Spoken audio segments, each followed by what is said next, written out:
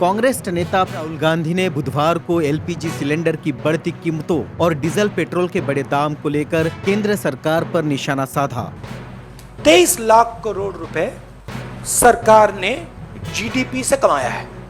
GDP वो gross domestic product नहीं, GDP मतलब गैस, डीजल, पेट्रोल।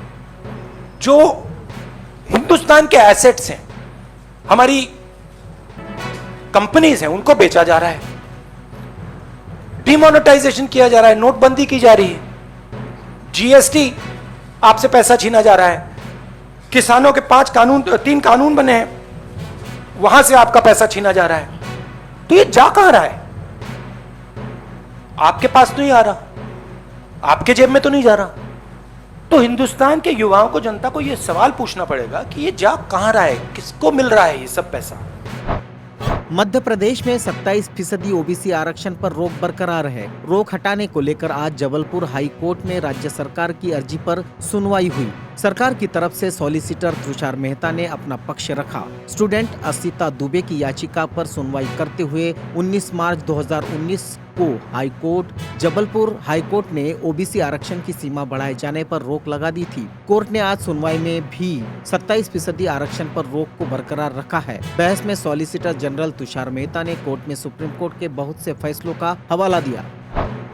चुनाव आयोग ईसी ने सुप्रीम कोर्ट में अपनी याचिका पर तत्काल सुनवाई की मांग की, जिसमें आरोप लगाया गया कि वह 6 राज्यों के विधानसभा चुनाव में इस्तेमाल की गई ईवीएम और वीवीपैट मशीनें बेकार पड़ी है। मुख्य न्यायाधीश एनवी रमना की अध्यक्षता वाली पीठ ने चुनाव आयोग की याचिका पर अगले सप्ताह सुनवाई के लिए सहमति व्यक्त की। वरिष्ठ वकील ने कहा, हमें इन ईवीएम और वीवीपैट मशीनों को बनाए रखना है और सुनवाई जरूरी है क्योंकि उत्तर प्रदेश, उत्तराखंड और पंजाब जैसे राज्यों में चुनाव आ रहे हैं। उन्होंने कहा कि आगामी चुनावों के लिए इन मशीनों की आवश्यकता होगी।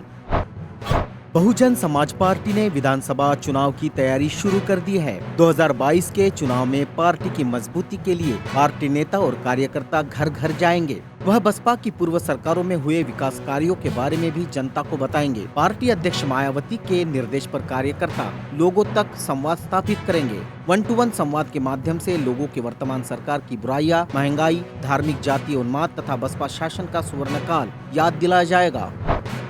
आगामी विधानसभा चुनाव की तैयारियों को मजबूत करते हुए यूपी में समाजवादी पार्टी जनादेश यात्रा की शुरुआत करने जा रही है। इसके लिए पार्टी ने तैयारी शुरू कर दी है।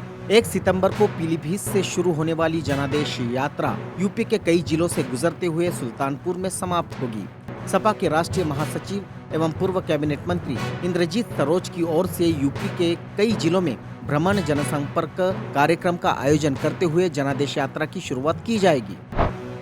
सामरिक रूप से अहम लद्दाख में भारत ने दुनिया की सबसे ऊंची सड़क तैयार की है। 18,600 फीट की ऊंचाई पर बनी यह सड़क लेह जिग्राल तांगत्से से केरला दर्रे को पार कर पेंगोंग झील तक 41 किलोमीटर की दूरी कम कर देगी। इसे सेना की 58 इंजीनियर रेजिमेंट ने तैयार किया है। सड़क को आम लोगों के लिए खोल दिया गया है। लद्दाख के बीजेपी सांसद जमयांग सेरिंग नगम्याल ने इसका उद्घाटन किया। नगम्याल ने कहा कि इस सड़क होने से यूजुअली हम चमला से जाते हैं, अभी यहाँ से जाने से 41 किलोमीटर जो है इसमें कम होता है, रिड्यूस होता है।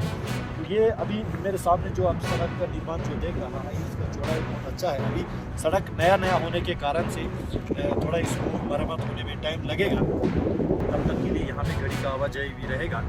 और ये सड़क कंप्लीट होने के बाद बॉर्डर सिक्योरिटी के साथ साथ इंडियन आर्मी को सुविधा तो मिलेगा। उसके कांग्रेस के वरिष्ठ नेता पी चिदम्बरम ने कहा कि अफगानिस्तान पर संयुक्त राष्ट्र सुरक्षा परिषद यूएनएससी के एक प्रस्ताव पारित करने पर हमारा खुद को बधाई देना जल्दबाजी है। उन्होंने आगाह किया कि चीन, पाकिस्तान और तालिबान के नियंत्रण वाले अफगानिस्तान का संभावित गठजोड़ चिंता का विषय है।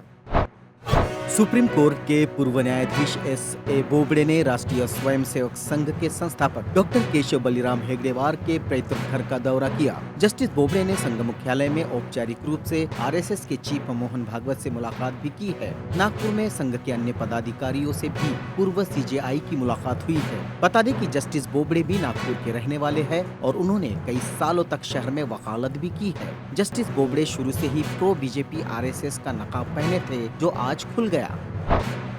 प्रधान सेवक मोदी ने देश के लोगों को और एक झटका दिया है। घरेलू एलपीजी सिलेंडर की कीमत में 25 रुपए की बढ़ोतरी की गई है। देश के अन्य हिस्सों में एलपीजी सिलेंडर की कीमतों में इतनी ही बढ़ोतरी हुई है। सरकारी तेल कंपनियों ने लगातार तीसरे महीने रसोई सिलेंडर की कीमतों में 25 रुपए की बढ़ोतरी की है।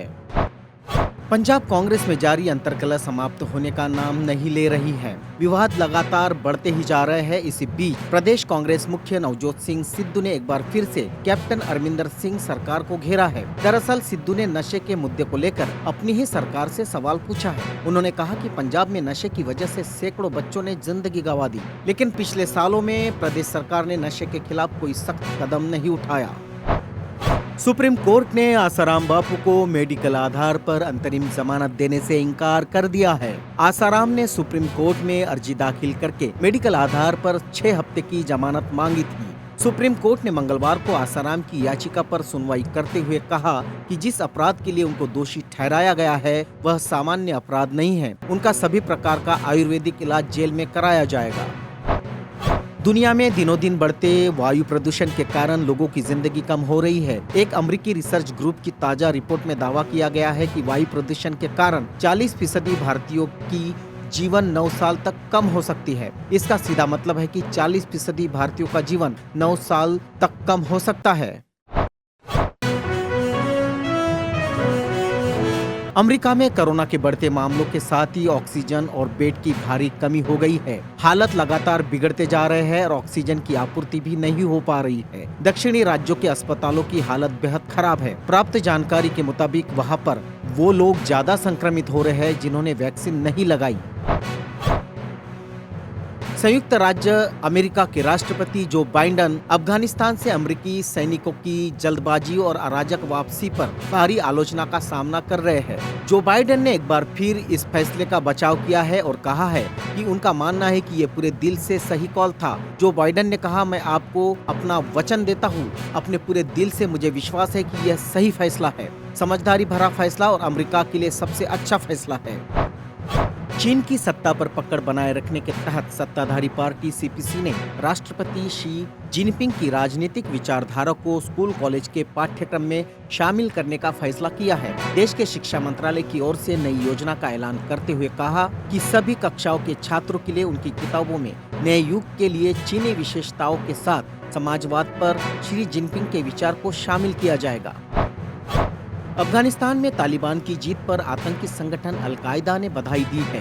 अपने बधाई संदेश में उसने कश्मीर और अन्य तथाकथित इस्लामी भूमि को इस्लाम के दुश्मनों के चुंगल से मुक्त कराने की बात की है। तालिबान द्वारा अफगानिस्तान में पूर्ण स्वतंत्रता हासिल करने की घोषणा के कुछ घंटे बाद अल-कायदा ने यह बधाई संदेश दिया है। दुनिया के नंबर 1 खिलाड़ी नोवाक जोकोविच ने एक सेट गंवाया, लेकिन इसके बावजूद डेनमार्क के क्वालिफायर होल्गर विटस नेट्स कोच रूने को हराकर अमेरिकी ओपन टेनिस टूर्नामेंट के दूसरे दौर में जगह बनाने में वह सफल रहे। शीर्ष वरीयता प्राप्त जोकोविच ने 4 सेट चले मुकाबले में 6-1, 6-7, 6-2, 6-1 से जीत दर्ज की।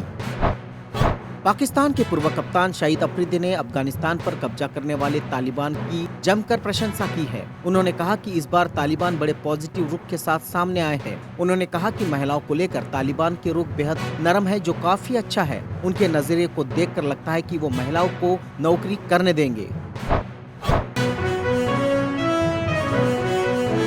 अभिनेता दिलीप कुमार की पत्नी अभिनेत्री सायरा बानो का बीपी बढ़ने के बाद अस्पताल में उन्हें भर्ती करवाया गया है। पिछले 3 दिन से सायरा बानो को रक्तचाप से संबंधित समस्या थी, लेकिन आज स्थिति ज्यादा बिगड़ने के बाद उन्हें मुंबई के खार के हिंदुजा अस्पताल में भर्ती कराया गया।